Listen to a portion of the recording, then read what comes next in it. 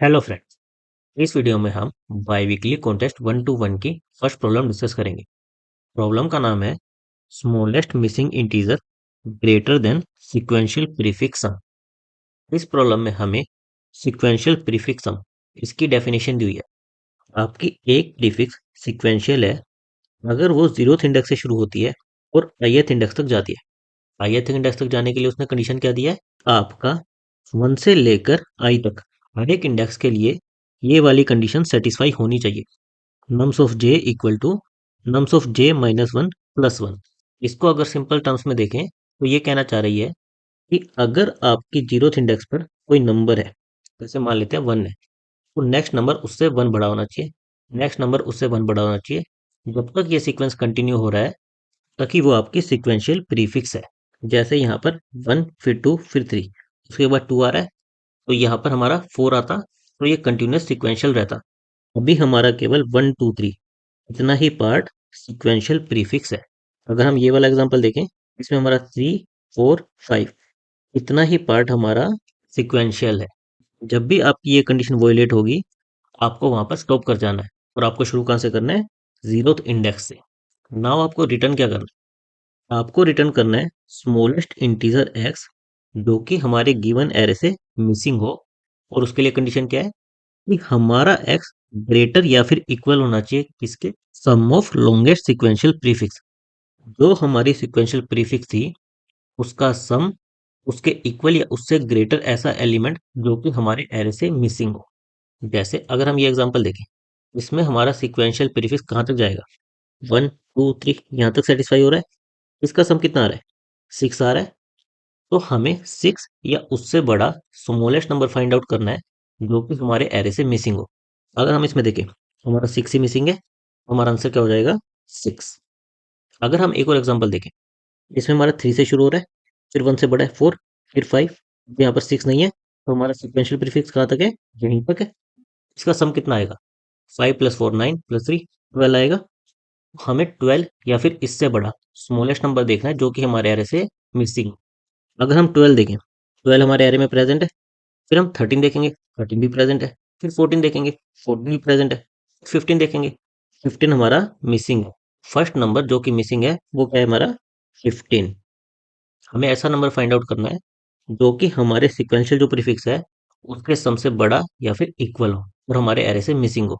इसका first number हमें क्या मिला, 15। तो ये हम रिटर्न कर देंगे। तो अगर हम देखें तो हमारे इस प्रॉब्लम के दो पार्ट है। सबसे पहला पार्ट क्या है, हमें देखना है कि हमारी सिक्वेंशियल प्रीफिक्स कहाँ तक है और उसका सम निकालना है। हमें 0 से शुरू करना है और ये चेक करना है कि क्या नेक्स्ट नंबर हमारा 1 बड़ा है। अगर है तो वो भी हमारी सिक्वेंशियल प्रीफिक्स का पार्ट होगा। जैसे ही हमारी कंडीशन वायलेट होगी वहीं तक हमारा सिक्वेंशियल प्रीफिक्स रहेगा और हमें उसका सम निकालना है। सेकंड पार्ट क्या है, हमारा जो सम आया हमें वहां से शुरू करना है। उसके बाद जो फर्स्ट नंबर मिसिंग हो उसको फाइंड आउट करना है और रिटर्न करना है।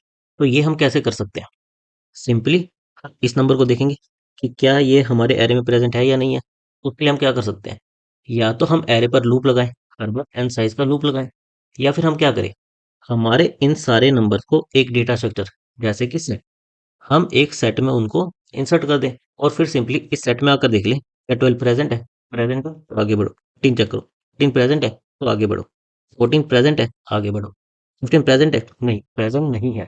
जो भी फर्स्ट नंबर मिसिंग मिले वो हमें रिटर्न कर देना है। तो सिंपली हम क्या करेंगे, सबसे पहले हमारी सिक्वेंशियल प्रीफिक्स निकालेंगे, 0 से शुरू करेंगे। जब तक हमारा नेक्स्ट एलिमेंट 1 से बड़ा होगा तब तक हम सम मेंटेन करते जाएंगे। उसके बाद जब हमें सम मिल गया उस नंबर से शुरू करेंगे और first missing number find out कर लेंगे, किसकी हेल्प से, हमारे सेट डेटा स्ट्रक्चर की हेल्प से। सबसे पहले हमने क्या किया, हमने सारे नंबर्स को अपने सेट में इंसर्ट कर दिया ताकि जब हमें कोई नंबर फाइंड आउट करना हो कि ये हमारे एरे में प्रेजेंट है या नहीं, हम इसका यूज कर सके। फिर हमने हमारी प्रॉब्लम के दो पार्ट, पहला पार्ट क्या था कि हमें सिक्वेंशियल सम फाइंड आउट करना था। तो हमने 0th इंडेक्स को ऑलरेडी डाल दिया कि 0th इंडेक्स तो हमारा सिक्वेंशियल होगा ही होगा, ये हमें प्रॉब्लम में दिया है। फिर हमने फर्स्ट इंडेक्स से लूप लगाना शुरू किया और कंडीशन चेक की, अगर nums of i minus 1 plus 1 इसके इक्वल है तो ये भी हमारी सिक्वेंशियल प्रीफिक्स का पार्ट होगा। इसको भी हम हमारे सम में ऐड कर देंगे। जैसे ही हमारी कंडीशन वोलेट होगी हम वहीं से ब्रेक कर जाएंगे। उसके बाद बस हमें उस नंबर को फाइंड आउट करना है कि एरे में प्रेजेंट है या नहीं है। अगर प्रेजेंट है तो नेक्स्ट नंबर देखो। तो उसके लिए हमने लूप लगाया, हमने सम यहाँ से शुरू किया, इसको चेक किया क्या ये हमारे सेट में प्रेजेंट है या नहीं है। अगर प्रेजेंट है तो नेक्स्ट नंबर को चेक करो, अगर यही प्रेजेंट नहीं है तो इसे रिटर्न कर दो। इसकी हमारी टाइम वेलोसिटी क्या रहेगी? सबसे पहले हमने सारे नंबर्स को सेट में इंसर्ट किया और हमने अनऑर्डर सेट लिया। अनऑर्डर सेट की जनरली आपकी टाइम वेलोसिटी क्या होती है? O(n)।